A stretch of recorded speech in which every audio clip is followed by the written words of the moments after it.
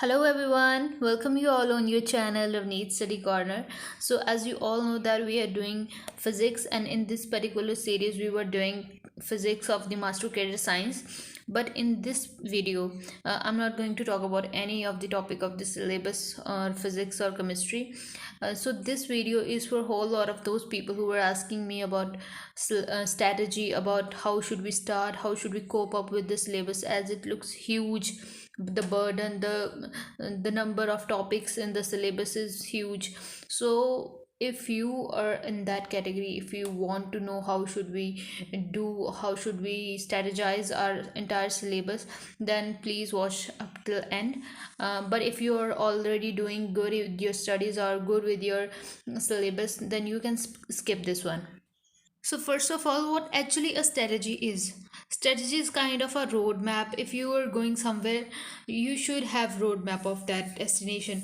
So strategy is that way a kind of roadmap that how many hours that you have to dedicate daily or weekly or monthly to your studies so that you can achieve your goal in your life. So first of all, first study that for a particular exam you must have syllabus of that exam in on your desk.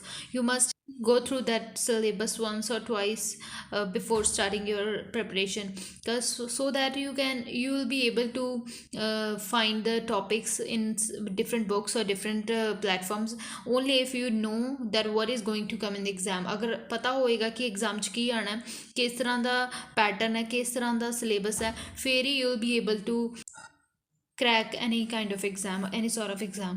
So I hope you're understanding the importance of syllabus. Hard copy of the syllabus on your desk. Okay, so next thing is books. If you are preparing for any exam, the second thing that is important is books. So let us take an example of master cadre or lecturer cadre. So if we are preparing for master cadre exam, like suppose we are preparing for a master cadre science, so the kind of books that you need is NCRTs, that you need is graduation books, the topics that are coming from the graduation, those books or those topics. After that, certain practice books. So most of the students came up with an idea that we should skip the basic books. So सब तो पहला जड़ी एक चीज़ मैं थोनू clear करा, if you are doing a preparation, so let us take an example कि अगर violation of parity ਦੀ मैं ਗੱਲ ਕਰਾਂ, so मैं ਕਹਿ ਲੈਂਦੀ ਹਾਂ ਕਿ ਸਿੱਧਾ ਮੈਂ ਟੈਸਟ ਦੇ ਲਵਾਂ ਜਾਂ ਕਿਸੇ ਦੀ ਟੈਸਟ ਸੀਰੀਜ਼ ਪਰਚੇਸ ਕਰ ਲਵਾਂ ਜਾਂ ਫਿਰ ਕਿਸੇ ਸਿੱਧਾ ਮਤਲਬ ਜਿਹੜੇ MCQs ਆ ਉਹਨਾਂ ਨੂੰ ਕਵਰ ਕਰ ਲਵਾਂ। ਤਾਂ suppose there are 5 institutes in the market ਔਰ ਮੈਂ ਪੰਜਾਂ ਦੀਆਂ ਟੈਸਟ ਸੀਰੀਜ਼ ਬਾਏ ਕਰ ਲਈਆਂ ਔਰ ਹਰ ਇੱਕ ਦੀ ਟੈਸਟ ਸੀਰੀਜ਼ ਵਿੱਚ 20 ਕੁਐਸਚਨ ਹੈਗੇ ਆ ਔਰ 5 into 20 ਅਗਰ ਮੈਂ ਇੱਕ ਯੂਨਿਟ ਦੇ 100 ਕੁਐਸਚਨ ਵੀ ਸੋਲਵ ਕਰ ਲਿਆ ਤਾਂ ਵੀ ਮੇਰੇ ਬੇਸਿਕਸ ਕਲੀਅਰ ਨਹੀਂ ਹੈ। ਮੈਨੂੰ ਪਤਾ ਨਹੀਂ ਅਗਰ ਉਹਨਾਂ ਨੇ ਉਹਨਾਂ ਕੁਐਸਚਨਸ ਉਹਨਾਂ 100 ਕੁਐਸਚਨ ਤੋਂ ਇਲਾਵਾ ਕੋਈ ਹੋਰ ਕੁਐਸਚਨ ਆ ਗਿਆ ਤਾਂ I will not be able to answer that question. So ਮੇਰਾ ਮੋਟਿਵ ਹੈਗਾ ਆ ਇਸ ਪੂਰੀ ਵੀਡੀਓ ਦਾ ਇਹੀ ਹੈ ਕਿ ਗੋ ਥਰੂ ਦ ਬੇਸਿਕ ਬੁੱਕਸ। ਸਪੋਜ਼ ਤੁਸੀਂ NCRTs ਤੋਂ ਸਟਾਰਟ ਕਰੋ। ਅਗਰ ਮੈਂ ਫਿਜ਼ਿਕਸ ਦੀ ਗੱਲ ਕਰਾਂ, ਫਿਜ਼ਿਕਸ ਦੀ NCRTs ਦੇਖੋ। ਹੁਣ ਤੁਸੀਂ ਕਹੋਗੇ ਸਾਡੇ ਕੋਲ ਫਿਜ਼ਿਕਸ ਦੀ NCRTs ਨਹੀਂ ਹੈਗੀਆਂ, so there is an app named NCRTs or NCRT books. So ਇਹ ਜਿਹੜੀ ਐਪ ਹੈ, it will contain books from 6th to 12th class in both the mediums, Hindi as well as in English. So ਤੁਸੀਂ ਕਿਹੜੇ ਵੀ ਕੋਈ ਵੀ subject, ਭਾਵੇਂ ਕੋਈ ਵੀ subject ਹੋਵੇ 6 ਤੋਂ ਲੈ ਕੇ 12 ਤੱਕ, ਇਹ ਬੁੱਕ ਦੇਖੋ।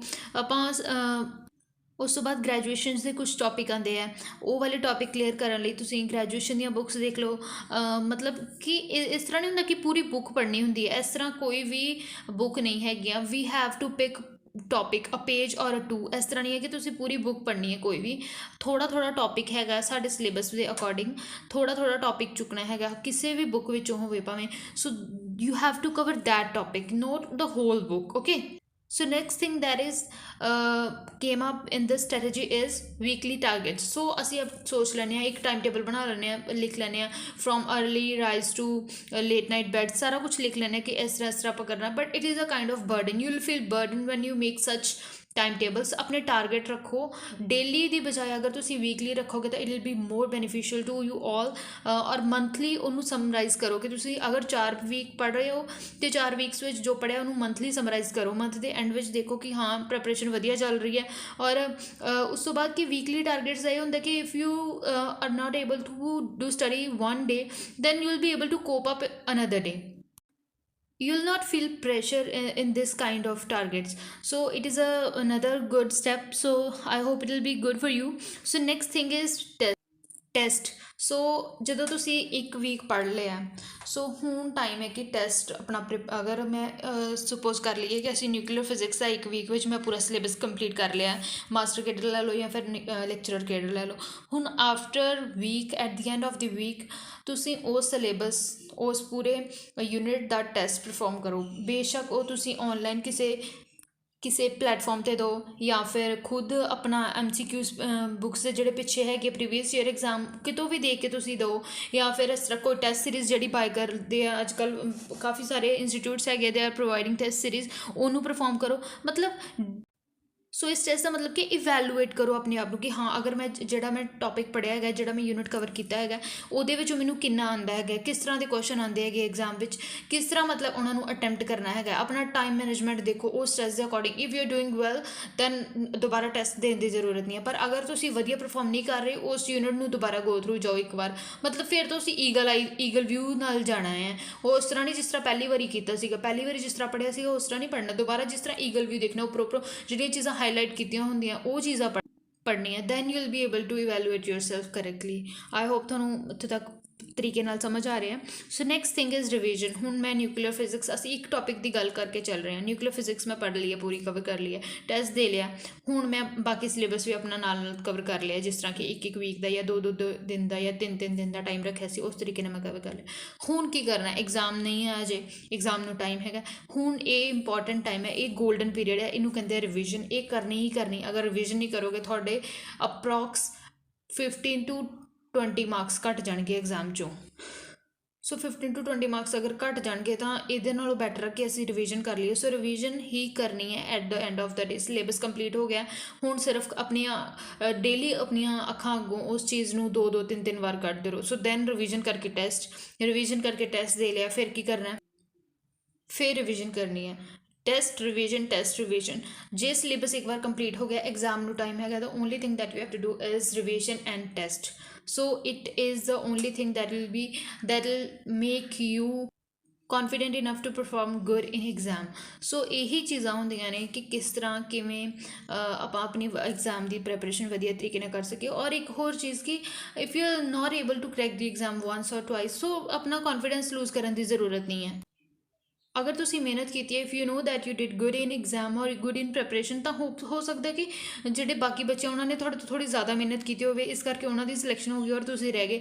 ਸੋ ਅਗਰ ਆਪਣੀ ਮਤਲਬ ਉਹਦੇ 'ਤੇ ਡਾਊਟ ਕਰਨ ਦੀ ਜ਼ਰੂਰਤ ਨਹੀਂ ਹੈ, ਉਸ ਚੀਜ਼ ਤੋਂ ਦੁਬਾਰਾ ਰਿਵਾਈਜ਼ ਕਰਨ ਦੀ ਜ਼ਰੂਰਤ ਹੈ।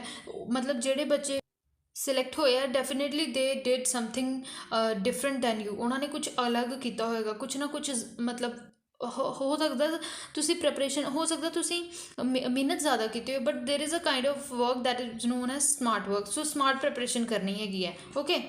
ਸੋ ਇਹ ਇੱਕ ਕੋਟ ਹੈ, ਮੈਨੂੰ ਬਹੁਤ ਵਧੀਆ ਲੱਗਦੀ ਹੈ ਕਿ take up an idea, make that idea your life, think of it, dream of it, live that idea, let the brain muscles nerves every part of your body be full of that idea, just leave every other idea alone, this is the way to success। ਮਤਲਬ ਅਗਰ ਕੁਛ ਵੀ ਕਰਨਾ ਹੈ ਨਾ ਤੁਸੀਂ, ਕੋਈ ਵੀ, ਬੇਸ਼ੱਕ it is other than exam ਤੋਂ ਇਲਾਵਾ ਵੀ ਕੁਛ ਹੋ ਸਕਦਾ ਹੈ। So just live that idea. ਹਰ ਟਾਈਮ ਤੁਹਾਡੇ ਦਿਮਾਗ 'ਚ ਉਹ ਚੀਜ਼ ਹੋਣੀ ਚਾਹੀਦੀ ਹੈ ਕਿ ਉਹ ਚੀਜ਼ ਚੱਲਣੀ ਚਾਹੀਦੀ ਹੈ। ਜਿਵੇਂ ਕਿ ਅਗਰ ਇਸ ਟਾਈਮ ਐਸਪੀਰੈਂਟਸ ਜਿਹੜੇ ਮਾਸਟਰ ਕੇਡਰ ਜਾਂ ਲੈਕਚਰਰ ਕਰਦੇ ਆ, ਹਰ ਟਾਈਮ ਉਹਨਾਂ ਦੇ ਦਿਮਾਗ 'ਚ ਉਹ ਚੀਜ਼ ਚੱਲਣੀ ਚਾਹੀਦੀ ਹੈ। ਸਿਲੇਬਸ ਉਹਨਾਂ ਦੇ ਦਿਮਾਗ 'ਚ ਹਰ ਟਾਈਮ ਟੌਪਿਕਸ ਮੂਵ ਕਰਨੇ ਚਾਹੀਦੇ, so that they can perform good in exam.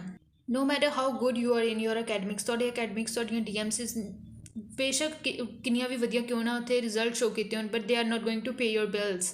ਉਹ ਤੁਹਾਡਾ ਬਿੱਲ ਪੇ ਕਰਨ ਵਾਲੀਆਂ ਨਹੀਂ ਹੈ। Only thing that is going to pay your bill is a good earning, okay. So only thing, ਇਹ ਨਹੀਂ ਕਹਿ ਰਹੀ ਕਿ ਪੈਸਾ ਇਹ ਸਭ ਕੁਛ ਹੈ। ਮਤਲਬ ਅੱਜ ਕੱਲ੍ਹ ਜਿਸ ਤਰ੍ਹਾਂ ਦਾ ਸਿਚੁਏਸ਼ਨ, ਜਿਸ ਤਰ੍ਹਾਂ ਦਾ ਟਾਈਮ ਚੱਲ ਰਿਹਾ, if you are not earning ਤਾਂ ਬਹੁਤ ਔਖਾ ਹੋਣ ਵਾਲਾ ਤੁਹਾਡੇ ਲਾਈਫ ਵਿੱਚ। ਸੋ ਆਈ ਹੋਪ ਤੁਹਾਨੂੰ ਅੱਜ ਦੀ ਵੀਡੀਓ ਵਧੀਆ ਲੱਗੀ ਹੋਏਗੀ। ਤੁਸੀਂ ਇਹਨੂੰ ਆਪਣੀ ਲਾਈਫ ਵਿੱਚ ਇੰਪਲੀਮੈਂਟ ਕਰੋਗੇ, ਐਗਜ਼ਾਮ ਦੀ ਪ੍ਰੈਪਰੇਸ਼ਨ ਕਰਨ ਲੱਗੇ ਇਹਨੂੰ ਇੰਪਲੀਮੈਂਟ ਕਰੋਗੇ ਤਾਂ ਕਿ ਤੁਸੀਂ ਵਧੀਆ ਰਿਜ਼ਲਟ ਆਪਣੇ ਲੈ ਸਕੋ। ਸੋ ਵੱਧ ਤੋਂ ਵੱਧ ਲਾਈਕ, ਸ਼ੇਅਰ ਐਂਡ ਸਬਸਕ੍ਰਾਈਬ ਕਰੋ ਉਹਨਾਂ ਸਾਰੇ ਬੱਚਿਆਂ ਨਾਲ ਜਿਹਨਾਂ ਨੂੰ ਤੁਹਾਨੂੰ ਲੱਗਦਾ ਕਿ ਜਿਹਨਾਂ ਨੂੰ ਇਸ ਚੀਜ਼ ਦੀ ਲੋੜ ਹੈਗੀ ਹੈ, ਇਸ ਸਮੇਂ ਇਹ ਸਾਰਾ ਕੁਝ ਸੁਣਨ ਦੀ ਜ਼ਰੂਰਤ ਹੈਗੀ ਹੈ, ਸੋ ਦੈਟ ਉਹਨਾਂ ਦੀ ਵੀ ਹੈਲਪ ਹੋ ਸਕੇ। ਸੋ ਲਾਈਕ, ਸ਼ੇਅਰ, ਸਬਸਕ੍ਰਾਈਬ ਕਰੋ and press the bell icon to get the notification whenever I upload new video. Thank you.